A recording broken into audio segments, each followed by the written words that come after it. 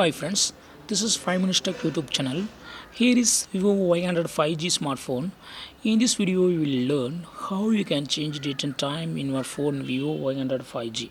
First of all, go to the settings of your phone here, then go to system, then go to system, then go to date and time. Here turn off set time automatically, so you can change date and time manually. Click on set date and here you can change the date. I have changed it to 12 April and click on OK.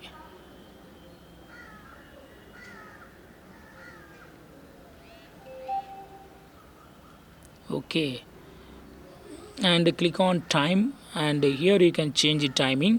Here I set 5:23 p.m. or a.m. whatever maybe. Okay,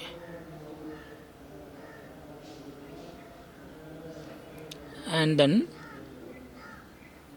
if you turn on use 24-hour format, 24-hour format will be followed here. Okay, see here railway timing will be followed.